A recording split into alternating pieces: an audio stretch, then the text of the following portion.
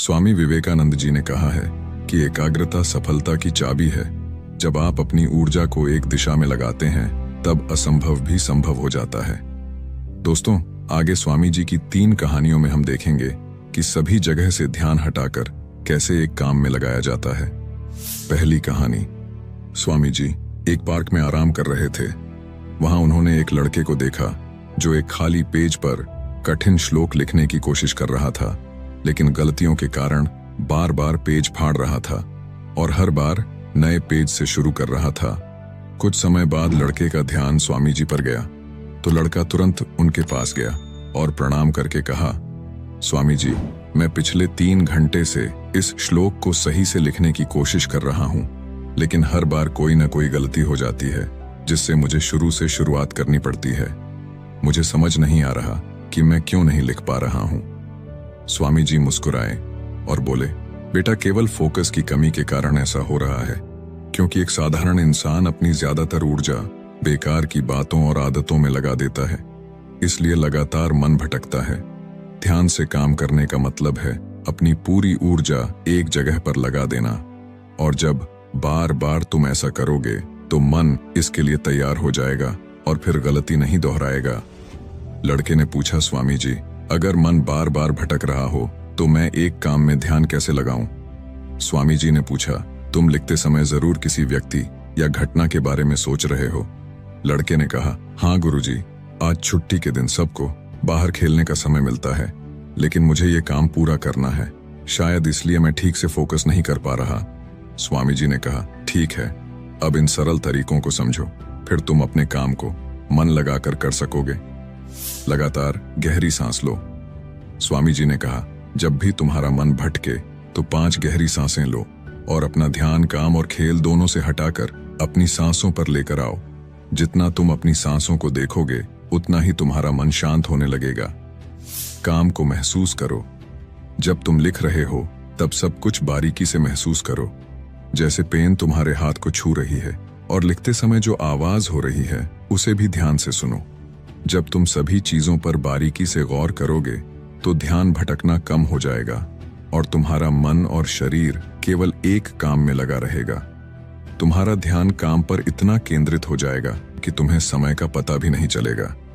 जब लड़के ने स्वामी जी की बात मानी और गहरी सांसें लेते हुए फिर से लिखना शुरू किया तो उसने पाया कि अब उसकी गलतियां कम हो रही थीं और उसका काम भी जल्दी पूरा हो गया।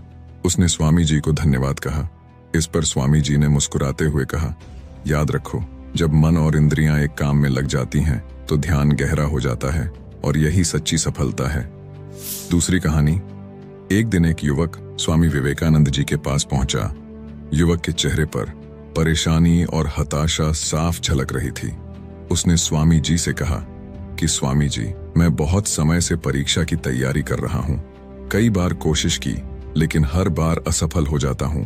मुझे समझ नहीं आ रहा कि मुझसे कहां गलती हो रही है। स्वामी जी ने उसकी बात ध्यान से सुनी, फिर पूछा, क्या तुम सच में परीक्षा पास करना चाहते हो? युवक ने कहा, हाँ स्वामी जी, मैं बहुत मेहनत करने के लिए तैयार हूं, बस मुझे ये बता दीजिए कि मुझे क्या करना होगा। स्वामी जी उसे अपने साथ एक खाली जगह पर ले गए जहां एक पुरानी मोमबत्ती और माचिस रखी थी। उन्होंने युवक को एक मोमबत्ती दी और कहा, इस मोमबत्ती को जलाकर यहां से थोड़ी दूरी पर खड़े उस पेड़ तक ले जाओ, लेकिन ध्यान रहे कि मोमबत्ती बुझनी नहीं चाहिए। स्वामी जी यह कहकर वहां से चले गए। युवक ने माचिस से मोमबत्ती जलाई और धीरे धीरे मोमबत्ती लेकर पेड़ की ओर बढ़ने लगा। रास्ते में हल्की सी हवा चली जिससे मोमबत्ती की लौ हिलने लगी। युवक ने उसे बचाने की पूरी कोशिश की, लेकिन मोमबत्ती बुझ गई। युवक वापस आया, मोमबत्ती फिर से जलाई और फिर से चल पड़ा। युवक ने यह प्रक्रिया कई बार दोहराई, लेकिन हर बार हवा का हल्का झोंका मोमबत्ती की लौ को बुझा देता। आखिर में थका हुआ युवक हाथ में बुझी हुई मोमबत्ती पकड़े वापस चला आया और निराश होकर बोला, स्वामी जी, मैं इसमें भी असफल रहा। स्वामी जी ने युवक से मुस्कुराते हुए कहा, क्यों? तुम्हें बस मोमबत्ती जलाकर थोड़ी दूर ही तो चलना था। युवक ने धीरे से कहा, स्वामी जी, मैंने कोशिश तो की, लेकिन हवा के कारण लौ बार बार बुझ जाती। स्वामी जी ने कहा, यही तो तुम्हें समझना है कि तुम्हारा मन भी इस मोमबत्ती की लौ की तरह है और चारों तरफ की हवा ध्यान भटकाने वाली आदत है। जब तक तुम इन आदतों को वश में नहीं करोगे तब तक ध्यान की लौ बुझती रहेगी। ऐसे ही जब तक तुम अपने लक्ष्य पर पूरी तरह ध्यान केंद्रित नहीं होगे तब तक तुम अपनी मंजिल तक नहीं पहुंच पाओगे। इसलिए मन को एकाग्र करो और जो काम करो उसमें पूरी तरह डूब जाओ। तुम्हारे प्रयास जरूर सफल होंगे। और याद रखो, सभी तरह के ज्ञान का मूल तत्व ध्यान है। इसलिए कुछ भी करने के लिए तुम्हें एक जगह ध्यान लगाना तो सीखना ही होगा। तुम जैसी आदत डालोगे वैसा ही मन होता जाएगा। इसलिए छोटे से छोटा काम भी ध्यान लगाकर करो। ऐसा करने से मन का स्वभाव बदल जाएगा, फिर तुम्हें सफलता जरूर मिलेगी।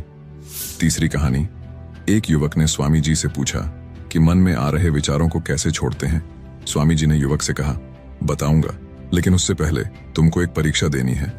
फिर एक गिलास पानी को पूरा भरकर स्वामी जी ने युवक के हाथ में पकड़ा दिया और कहा, पानी की एक बूंद गिराए बिना इसे पकड़कर खड़े रहो।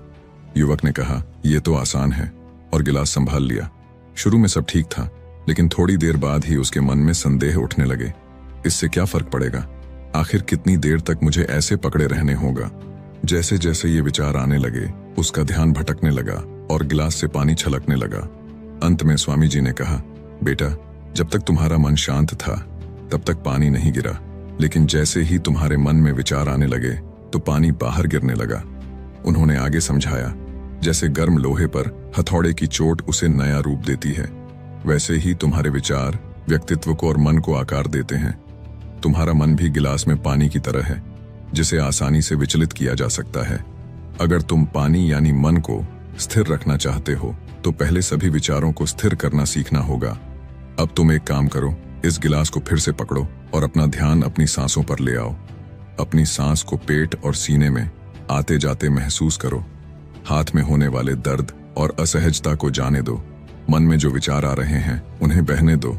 खुद को याद दिलाओ कि तुम विचार नहीं हो, बल्कि उन्हें दूर से देखने वाले इंसान हो। ऐसा याद रखने से विचार आकर चले जाएंगे, लेकिन मन को विचलित नहीं कर पाएंगे। थोड़ी देर तक युवक ने इस अभ्यास को जारी रखा और गिलास से एक भी बूंद गिराए बिना खड़ा रहा। स्वामी जी ने कहा, इस तरह ध्यान से अभ्यास करते रहो। धीरे धीरे तुम्हारा मन शांत होने लगेगा और तब कोई भी कठिन काम करना तुम्हारे लिए स्वाभाविक हो जाएगा। इसके बाद वो युवक स्वामी जी को धन्यवाद कहकर घर लौट गया। दोस्तों, अगर इस कहानी ने आपकी किसी भी उलझन को सुलझाया है तो हमें कमेंट्स में जरूर बताओ और वीडियो को